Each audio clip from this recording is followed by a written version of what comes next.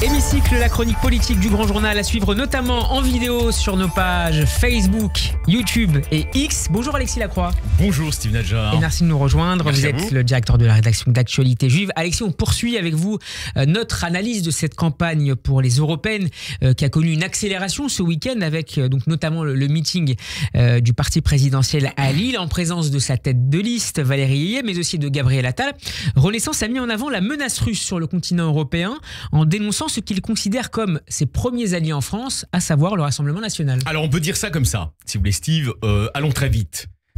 Traditionnellement, quand on voulait diaboliser la formation créée par Jean-Marie Le Pen et aujourd'hui de facto dirigée par le tandem Marine Le Pen-Jordan Bardella, dédiabolisation ou pas, on faisait de la reductio ad Hitlerum. C'est pas moi qui invente cette formule, c'était le philosophe Léo Strauss. Aujourd'hui, on fait de la reductio ad Putinum, voilà, ou Orbanum, si vous voulez. Et ça semble fonctionner auprès, on va dire, du cœur de l'électorat néocentriste de Macron.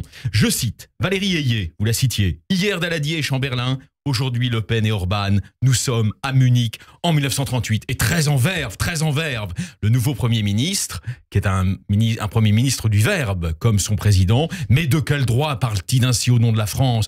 Ce sont eux qui ont quitté la France. Où étaient-ils partis? Au bal de Vienne, à danser avec des néo-nazis, dans un congrès identitaire, à chanter avec les antisémites. À laquelle avait participé Marine Le Pen. À Moscou pour chercher l'approbation de Vladimir Poutine, sur un tabouret de Starbucks de la Trump Tower pour négocier un selfie avec Donald Trump.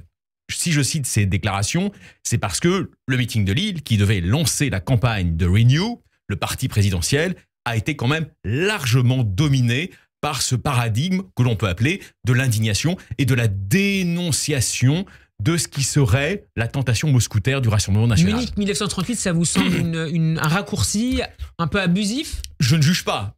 Analysons-le politiquement. Le désir aujourd'hui est de rediaboliser.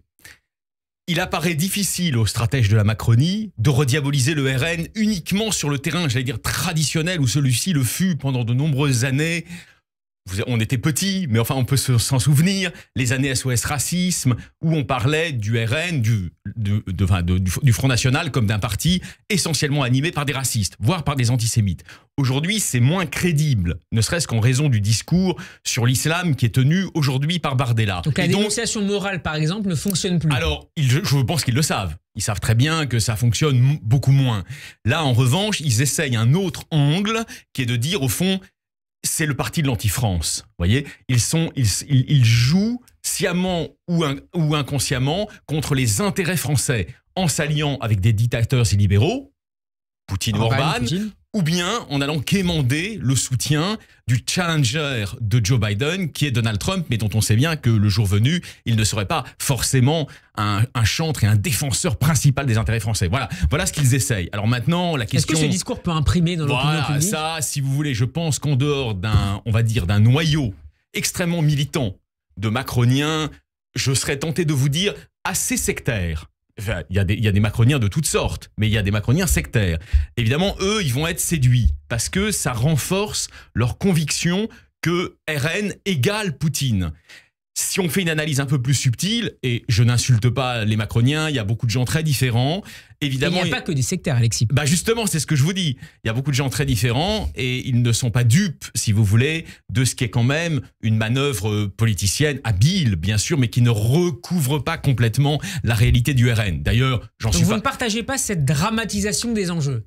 Alors, cette campagne. Si, sur le fond, la dramatisation a lieu d'être. Mais est-ce que c'est le RN qui pose véritablement problème en France aujourd'hui, eu égard à la menace russe?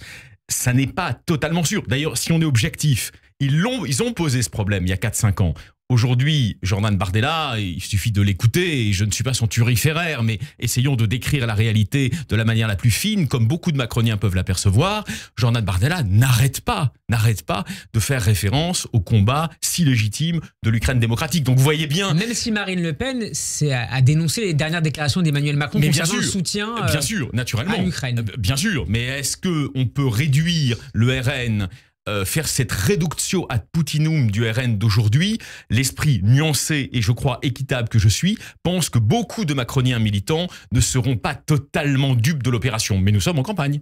À l'extrême droite, Alexis, le parti Reconquête d'Éric Zemmour tenait pour sa part son premier grand meeting de campagne hier. Il avait lieu au Dôme de Paris devant 5000 personnes.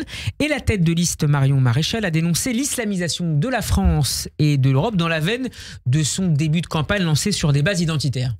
Tout à fait, et c'était précédé par un long discours, on va dire très philosophique, très anthropologique, du président fondateur de Reconquête, l'essayiste et journaliste Éric Zemmour. Donc c'est vrai que si on résume, si vous voulez, au fond, le pilier argumentaire de ce moment politique important de lancement de campagne également pour cette formation de la droite qui souhaite encore, ils l'ont dit, ils l'ont redit, constituer le pivot d'une future union des droites.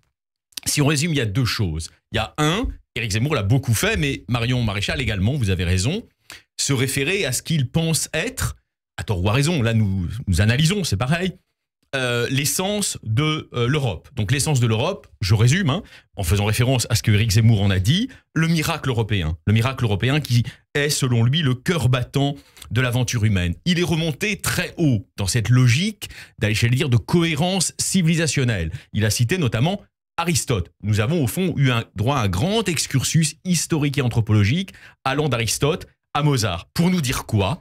Pour nous dire qu'effectivement, l'esprit de l'Europe, ça existe, c'est d'abord ce qui a donné la démocratie, c'est ce qui a donné le débat public ouvert et c'est ce qui a donné l'humanisme. Et qu'aujourd'hui, donc si on va vite, cet esprit de l'Europe serait mis en danger à la fois par ce mouvement d'islamisation. Il a parlé de cette nouvelle alliance islamo-gauchiste, les enfants de Staline et ceux de Mahomet qui se donnent la main. C'est une réalité d'ailleurs que nous commentons souvent à votre micro. Mais il a parlé aussi... Donc les mélanchonistes et les frères musulmans. Oui, c'était évidemment ce qu'il avait en tête et ça correspond, c'est vrai, aux synthèses que les trotskistes anglais ont commencé à faire dans les années 80 en se disant le nouveau prolétariat, c'est un prolétariat immigré d'obédience ou de sensibilité musulmane.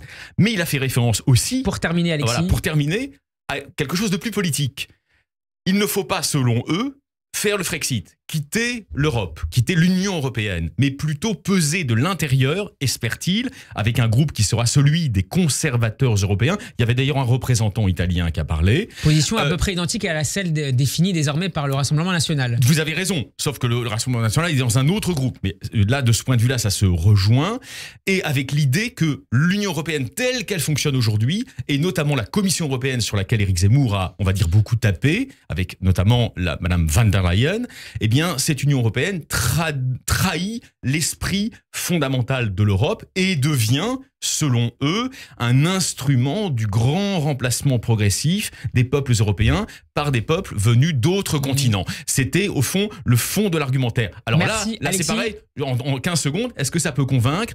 Ça peut convaincre, oui, des électeurs de droite encore hésitants, qui ne savent pas s'ils iront vers LR ou s'ils iront vers Reconquête. En revanche, on verra quels sont les résultats pratiques le 9 juin de cette nouvelle stratégie politique. Merci beaucoup, Alexis Lafrappe, pour cette chronique politique à retrouver en podcast sur radioj.fr et en vidéo, notamment sur YouTube. Bon après-midi, à demain. À vous aussi. Radio J. Steve Nadjar. Radio J. Radio J. Radio J. C'est l'heure de